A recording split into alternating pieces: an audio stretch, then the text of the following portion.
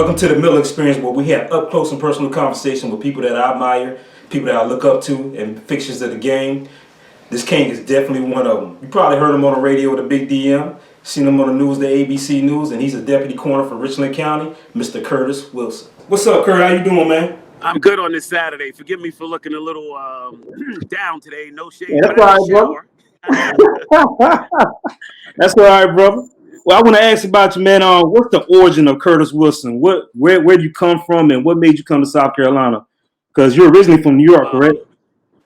Right. From Brooklyn, New York originally, and ended up coming to South Carolina because of radio. I came here from Texas. Okay. Radio is like my first love. It's something I always wanted to do, is radio, and that led to a lot of other things when I arrived in South Carolina, which, of course, the television and then also all the sports things that I do too. Okay, awesome. I know you told me you're not in law enforcement. You got out, you was in it for 10 years, but how do you get into media and law enforcement? Getting into radio, that was like my first love. It was something I always wanted to do, was to get into radio. And I was blessed to be able to accomplish that mission.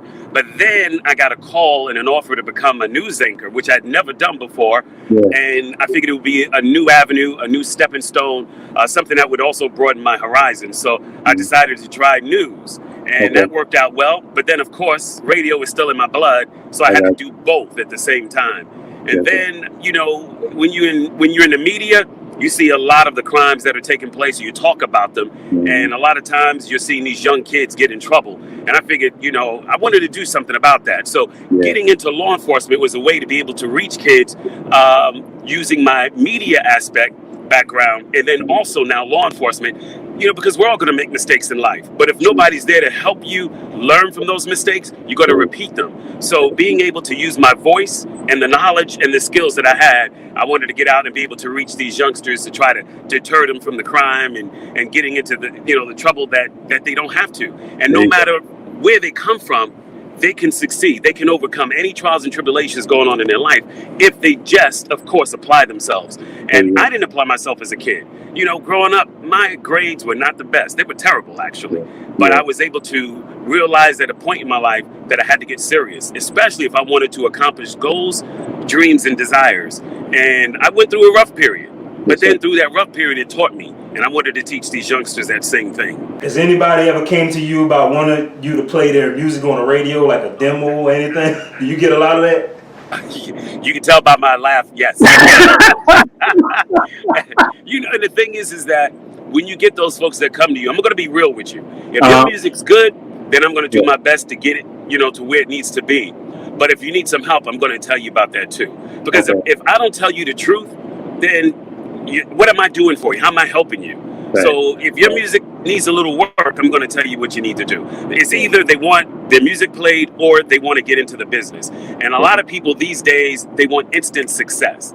I tell them, you got to walk first. First you crawl, then you walk, and then you run. That's how that works. And so, that's what I got to teach them. I teach them basics first. Because once you learn the basics, no matter what happens, you're going to be able to learn from that. And that's your core. You're going to be able to keep going. But if you skip all those other steps, when you get to the top and something happens, how are you going to handle it? Stress can happen. All kinds of things can happen. But if you got your base, you're going to be fine. You'll learn how to adapt. I know you're out of law enforcement, but I'm still going to the law enforcement part and also the media. How, in your opinion, has law enforcement and media changed throughout the years? Law enforcement has totally changed. No question about that. I mean, you see what's happening right now in society, and law enforcement can't be that warrior mentality anymore. They have to be the kinder, gentler guardians now. And that's what law enforcement is. If you get into law enforcement with that mentality, when you put that badge and gun on, that you're the big shot and everybody's got to listen to you, you're going to have a hard, long career. But if you get in there knowing that you have this as opposed to a gun or a weapon, that's going to help you. It's called verbal judo. You get in there now, you got to be able to use this and this to be able to de-escalate situations that take place. Because, see, when you go to a scene, two things are going to happen. One, you're going to either de-escalate it to make things where you can calm that situation, or you yourself are going to come and you're going to agitate and make that situation go from 0 to 100. And it could go 0 to 100 quick. So you better learn how to use this and this more so than a gun. I didn't mean to cut you off on that, but that's so true, man. I worked, before I became on the road, I worked 3 years at the detention center in Sumter County. And you know, there, all we got is this. That's all we got is our mouthpiece. So once I got on the road and a situation happened, I'm able to talk to guys before they explode. So that verbal judo is so true, what you just stated. But how did the media change throughout the years, in your opinion? Media can help or hurt law enforcement when it comes to that aspect. I agree. As you know, when people video, record stuff on their phones, they're catching it as it already escalated. They didn't catch what happened in the beginning to start things that took place, and so it's unfair to law enforcement when that happens. You know what I mean? And I'm not saying that every situation is not law enforcement's fault. That's not no. I'm not saying that no way at all. Period. But what I'm saying is there's a reason why it went from 0 to 100, and most times we don't see what happened to cause that. And so media will take whatever happened towards the middle and end and play that to the hilt, and it makes law enforcement look so bad sometimes. We do have bad apples in law enforcement, just like there are bad apples in any freaking walk of life, you know. So, but those who are the bad apples, those are the ones that definitely need to be brought to the forefront. We're going to move on to the next segment of the podcast called the Rapid Fire. I'll shoot straight from the hip, ask you questions. You can answer however you want. I'm going to start off with psychology states there's only two emotions. That's being loved and feared. Which one Curtis rather be, love or fear? Love. I'm a lover. I'm not a fighter. I work out a lot just in case I need to fight. There you go. There you go. What is Curtis' biggest fear? Heights. Hate heights. Bro, roller coasters. Don't put me on a roller coaster. I'm with you, man. I had a bad experience as a kid with the roller coasters, man, at Carowinds when I was a kid. So I'm with you on that one, my man. You know, and what's crazy is I grew up in the projects, 16 stories. I grew up on the 12th floor.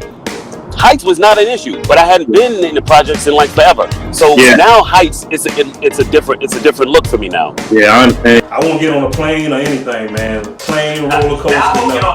I can't do it, bro. I gotta start off small.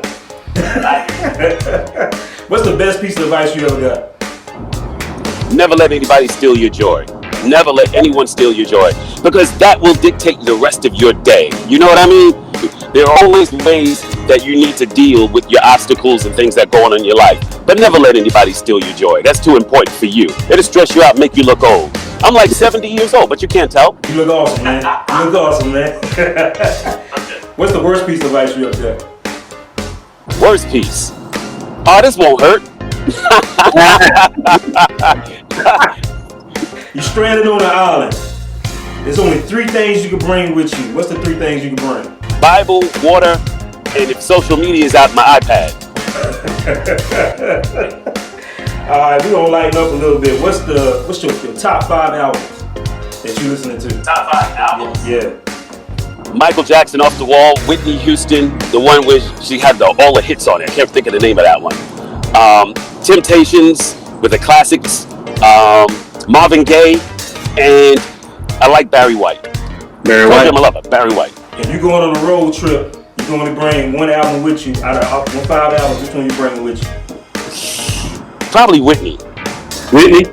Yeah, that song, you give the best love, you give good love. Whew. Yeah. That's a classic. That's a classic. I have like 5 kids from that album. Hey, I'm with you, man. What's your most prized possession? Besides your kids, Right. your significant other. Probably got quite a few of them, but I have to pick one. So I'm gonna go back to when I was in high school and I won the Best Running Back award. That one right there, that trophy I got, that validated me as an athlete. Okay, awesome. That's what's up, man. What's your guilty pleasure? Dang it, butter pecan ice cream. Man. Tough. Yeah. Man. I'm with you. I was just telling one of my clients, man, on my cheat day, I got to have sweets. I don't care what it is. That's like my kryptonite, sweets, man. Especially Oreo cookies. You know what I'm saying? The golden Oreo cookies. What? That's crack.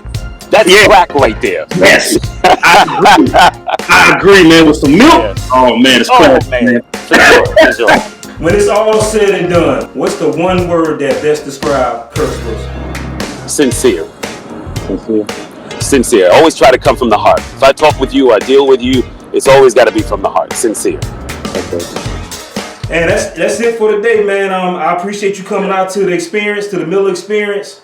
Is anything you want to say? Anything you want to put out there for people to get in contact with you, or anything you have to say before we leave on this note? Well, first off, I want to thank you for having me. I appreciate that. And also, I got to say, that your videos that you post inspire me to make sure to keep my drive going. And also, I appreciate everyone, of course, who supports me in what I do, whether it's on the Big DM or whether it's on ABC Channel 25 or whether it's what I do in law enforcement. Thank you all, and know that I'm just trying to put my best foot forward each and every single day.